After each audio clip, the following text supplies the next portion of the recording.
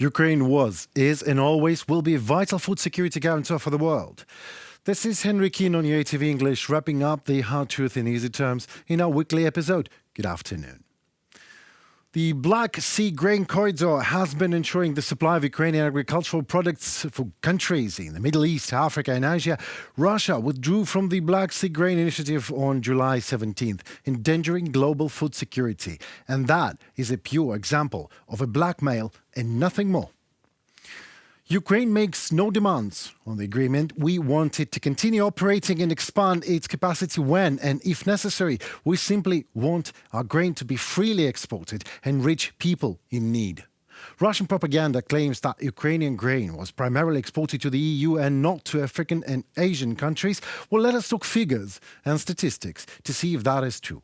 According to official UN data, 61% of all grain exported through the Black Sea Grain Initiative went to countries other than EU, while Russia has not only withdrawn from Grain Initiative, but has also targeted Ukraine's ports in Odesa and Mykolaiv regions, destroying infrastructure required for sea exports. Prices rose as a result of Russia's withdrawal from the agreement, hurting the most vulnerable nations, primarily in Asia and Africa. These hunger games with the world can and at some point will lead to a famine. But why would Russia care, right?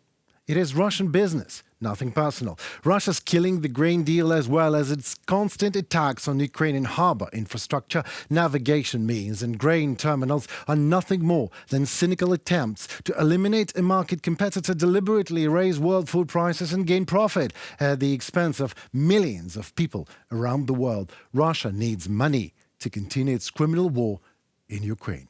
And Russia also talks a lot, producing loads of lies to satisfy its thug behavior. It is just one fact that contradicts Russian lies. While blocking our ports, Moscow is increasing export of its own grain. There are approximately 1 million tons of food in the ports that have been damaged by Russian attacks. This volume should have been delivered to African and Asian countries a long time ago. The port terminal in Odesa that suffered the most from Russian terror held 60,000 tons of agricultural products destined for China. This attack proves that their target is not only Ukraine and it's not only lives of other people. About 1 million tons of food is stored in the ports that were attacked. This is the volume that should have been delivered to consumer countries in Africa and Asia long ago. The port terminal that suffered the most from the Russian terror last night had 60,000 tons of agricultural products stored in it, which were intended to be shipped to China. That is, everyone is affected by this Russian terror. Everyone in the world should be interested in bringing Russia to justice for its terror. You see, disruption of our export routes causes problems for the global logistics. The price crisis is only the tip of the iceberg in the terms of its negative consequences. Of course, we continue to work with the UN and Turkey to bring BSGI back to life, but we send an important message to the world. If this effort fails, we need another way to export Ukrainian grain via sea, because it is critical to restore the sea route and bring the global food prices back to normal. And we have a solution. We urge our allies to fully support Ukraine's initiative to establish a humanitarian maritime corridor in the Black Sea. Those nations in need should receive their food. We have it, and we are ready to deliver. We are ready to restore critical food supply to the most vulnerable regions. Also, and nonetheless important for the international community, is to condemn Russia's actions and take the appropriate measures to ensure the safety of Black Sea navigation as a guarantee of global food security. Ukraine respects each country's decision based on its national interests, and because we do respect these decisions, Foreign Minister Dmytro Kuleba told his African counterparts that Russian Tsar Putin used this summit to whitewash his reputation and nothing more. He was not concerned in any way in making decisions that anyhow benefit African countries. He was focused on propaganda purposes solely. Russia has harmed the food security of the whole African continent right before this summit by killing the Black Sea grain deal. Following Russia's withdrawal from the Black Sea Grain Initiative, we urge African countries to join forces. Together, we can solve many problems, including those related to food security. And by the way, Russia also has its proposal. The Kremlin suggests replacing Ukrainian grain with Ukrainian grain. I mean, the one Russia has stolen recently in Ukraine. Accepting such a proposal would mean to become an accomplice of an international terrorist and war criminal. Russia destroys ports, blackmail the world, and causes higher food prices and famine. Hell of a partner, right? Ukrainians have never chosen war. Our troops did not annex other countries or plunder their resources, but we will never obey any foreign colonizers, and that is exactly who Russians are. Ukraine welcomes peace initiatives that adhere to two fundamental and simple principles. They do not require Ukraine to make territorial concessions and do not result in a frozen conflict rather than peace. As simple as that. President Zelensky's peace formula, echoed in relevant UN General Assembly resolutions, remains the only comprehensive framework for just and sustainable peace in Ukraine. We call on all nations to join in its implementation if you don't want Putin's war to come to your doors, of course. Today, the war is here on Ukrainian soil. And it is quite natural that the Ukrainian peace formula is at the heart of any peace efforts. The G7 member countries support global efforts to implement the peace formula and encourage other countries to join coordinated impetus.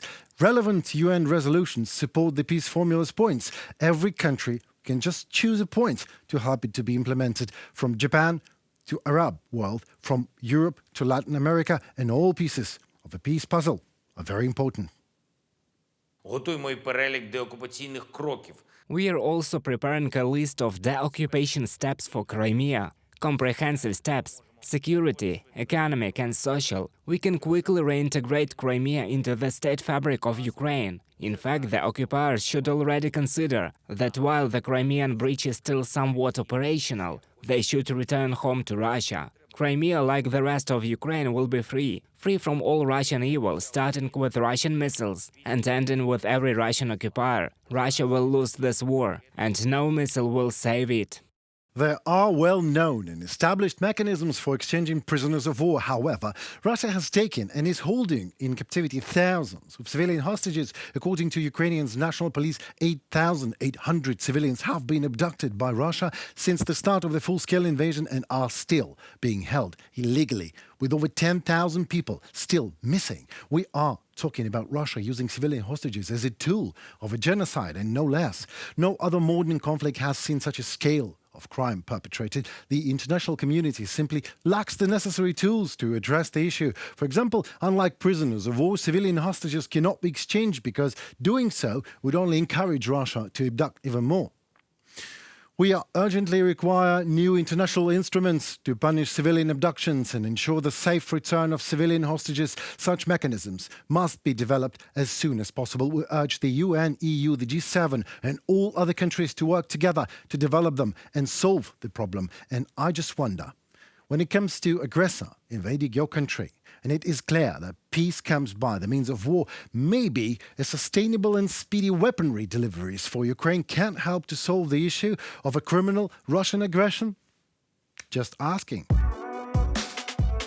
More on UATV. Time to ask questions and receive some answers. The question by Tiki Media. It seems like, at a cultural level, Russia lacks a vital degree of empathy on a number of levels. What is the fundamental reason for this? And what do you think can be done to improve empathy within their society?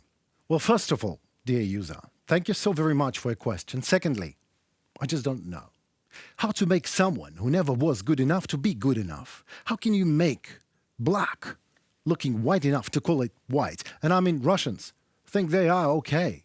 They have enough empathy to be Russians. Their war is the Russian way, you see, so all is good. So maybe the answer, you just can't bring more empathy to Russian society? Maybe in Ukraine, and Ukraine do not have to rely on something impossible, and just we have to always be ready for a war. I know that this might not be the answer you wanted, but maybe the hard truth, in easy terms, is exactly that. Get a good, powerful army, so you don't have to bother about someone's lack of empathy anymore. It was Henry Kino on UATV State Channel, wrapping up hard truth in easy terms for the whole free world directly from Ukraine. Ask us a question. We'll do our best to answer it in our comments below. Like, comment, and subscribe. Your opinion matters the most to us. That is all, folks. See you soon next week with my colleague Paul Stelmach, taking good care of you. Stay safe. Tune for more.